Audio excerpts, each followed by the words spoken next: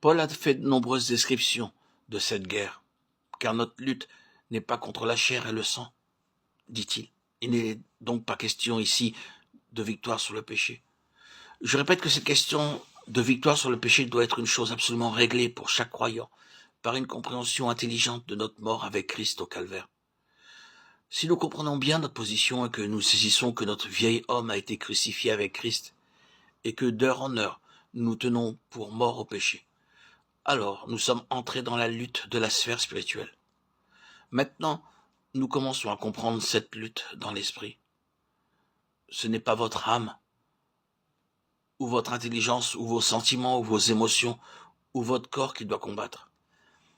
Mais c'est une lutte dans votre esprit.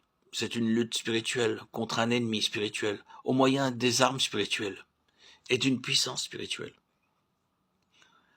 Car ce n'est pas contre la chair et le sang que nous avons à combattre, mais c'est contre les principautés, les puissances, contre les princes des ténèbres de ce siècle.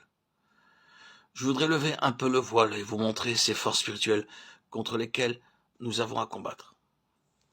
Dans la Genèse, nous avons un aperçu de la sphère dans laquelle se meuvent ces forces d'opposition, ces principautés, ces puissances. La seule région du monde créé dont Dieu ne dit pas « cela a été bon » fut le firmament dans la dernière partie du chapitre verset 28. Le même mot « cieux » est traduit en anglais par « air ». Le Seigneur Jésus, dans sa parabole du semeur, parle des oiseaux de l'air qui ravissent la parole, comme étant Satan et ses armées, Matthieu 13, 4, 19.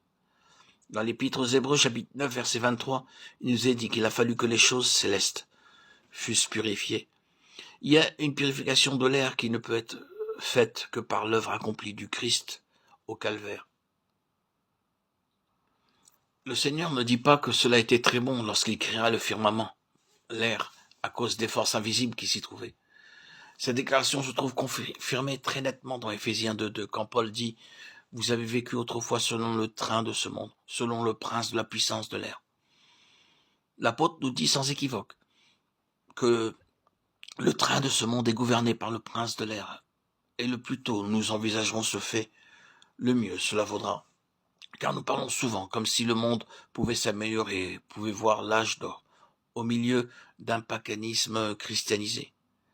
Si nous vivons selon le train de ce monde, nous ne marchons pas selon Dieu, mais selon, c'est-à-dire en accord avec le prince de l'air, qui gouverne un royaume opposé à Dieu et à son Fils Jésus-Christ. Le Seigneur Jésus parle de Belzéboul comme du prince des esprits malins, et dans Daniel, nous avons un aperçu de ses principaux chefs, dans le prince de Perse, dans les anges puissants sous la domination de Satan, formant une hiérarchie de puissance, la puissance de l'air, en opposition au royaume de Christ qui, dans le conseil de Dieu, est le prince, le Seigneur, prédestiné de l'univers.